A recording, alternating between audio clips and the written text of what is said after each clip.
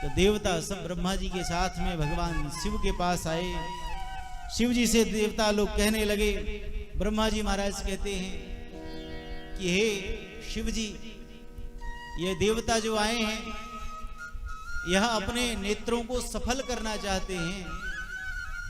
ब्रह्मा जी ने कहा, अच्छा, इनके नेत्र कैसे सफल होंगे? ब्रह्मा जी कहते हैं कि निज नयननि देखा चाहि नाथ तुम्हार विवाह। यह अपने नेत्रों से आपके विवाह का दर्शन करना चाहते हैं। आपके विवाह को देख करके इनके नेत्र जो हैं वह सफल हो जाएंगे, इसलिए आप कृपा करो। शिव जी महाराज प्रसन्न हुए हैं। सप्तर्षि आए हैं। सप्तर्षियों ने महाराज सुंदर लग्न, सुंदर मुहूर्त निकाला। विवाह पत्रिका ला करके जो है वह सप्तर्षियों ने हिमांचल राज को दिया और सुंदर पवित्र मुहूर्त फाल्गुन कृष्ण त्रयोदशी ऐसे मंगल पुनीत वेला में भगवान शिव के विवाह को सुनिश्चित किया गया। भगवान शिव दूल्हा बन रहे हैं। यह सुनकर के सभी देवता बड़े हर्षित हुए, बड़े आनंदित हुए हैं। सब महाराज सुंदर सुंदर श्रृंगार करने लगे और रुद्रगण जो हैं वह भगवान शिव को सजाने लगे हैं। शिव का बड़ा सुंदर श्रृंगार रुद्रगण कर रहे हैं। शिव ही सम्मुगन करहि सिंगारा, जटा मुकुट अहि मोर समारा। कुंडल कंकन पहिरे व्याला, तन विभूति पटिके हरिछाला। जटा में महाराज सर्प लटका दिए गए। सर्प लटा करके और एक एक पूंछ, सब माथे के ऊपर मोर जो है, सर्पों के मोर, कानों में सर्प, भुजाओं में सर्प, गले में सर्प, सर्पों का आभूषण। शिव जी ने कहा कि जैसे सर्प जो हैं उनके पैर नहीं होते, सर्पों के पैर किसी ने नहीं देखे लेकिन चलते बहुत तेज हैं। ऐसे ही संसार की संपत्ति जो है, जो संसार के आभूषण हैं, यह संपत्ति कब रहे और कब चली जाए कोई भरोसा नहीं है।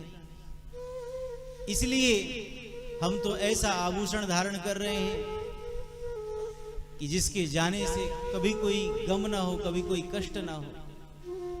ऐसे आभूषण को शिव जी ने धारण किया। शरीर पर चिताओं की भस्म लगाई। कहा, महाराज चिता का भस्म, इसका लेपन आप क्यों कर रहे हैं? और कुछ आपको नहीं मिला? शिव जी ने कहा, आप नहीं जानते हो। एक बड़ी सुंदर घटना है।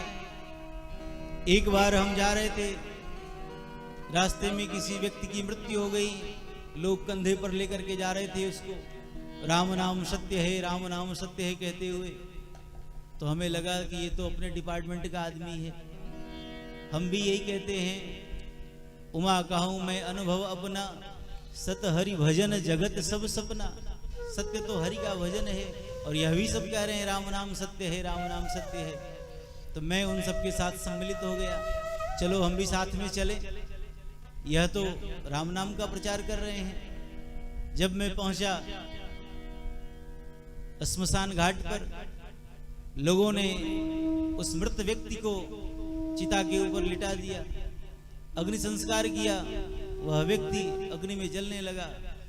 तो जितने साथ में गए थे, राम नाम सत्य है कह रहे थे, सब आपस में चर्चा करने लगे।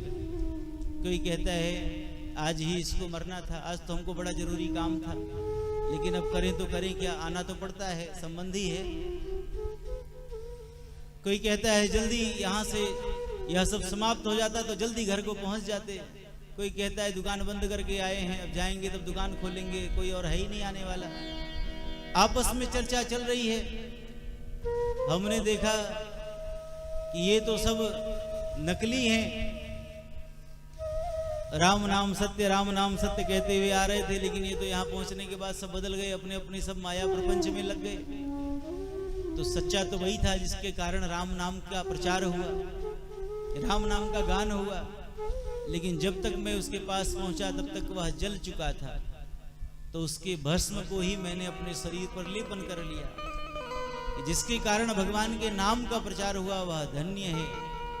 इसलिए हमें तो बस चिता की भस्म, इसी में आनंद है। कमर में बाघंबर लपेट दिया, कहा महाराज आपको कोई और वस्त्र नहीं मिला, ये बाघंबर।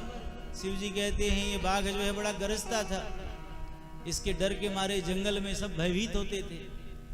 लेकिन आज जब मर गया तो उसके चर्म को धारण कर रहे हैं और मृग चर्म को पहन लिया, ऊपर से एक सर्प को कमर में बांध दिया। यह सर्प क्या है? यह काल का प्रतीक है। और काल के ऊपर है महाकाल। करालम महाकाल कालम कृपालम। कालों के भी जो काल हैं वह हैं भगवान भूत भावन शिव। भगवान भूत भावन शिव का सबने बड़ा विचित्र श्रृंगार किया। देखा देवताओं ने भगवान की श्रृंगार को।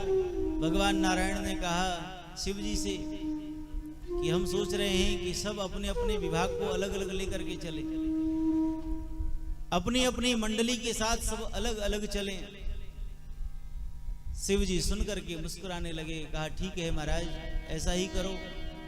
तो देवता अपनी मंडली के साथ, भगवान नारायण अपनी मंडली के साथ, शिव जी अपनी मंडली के साथ चलने को आतुर हुए। रुद्रगण जो थे साथ में सब चलने लगे, नाचने गाने लगे। लेकिन एक रोता हुआ सुनाई पड़ा। शिव जी ने कहा भैया तुम क्यों रोते हो, तुम्हें क्या कष्ट है? उसने कहा महाराज आज तक हमने किसी की बारात देखी नहीं। कौन हो तुम? उसने कहा हम अपशगुन हैं। शगुन को तो सब विवाह में ले जाते हैं, लेकिन आज तक हमने कोई बारात नहीं देखी। शिव जी ने कहा चिंता मत करो, हमारे विवाह में तुम भी चल सकते हो, तुम्हारा भी स्वागत है। वह अपशगुन प्रसन्न हो गया। भगवान शिव अपशगुन को भी साथ में लेकर के विवाह में चल पड़े हैं। और भगवान शिव की बड़ी दिव्य, बड़ी विलक्षण सुंदर बारात चली है हिमांचल राज्य की तरफ।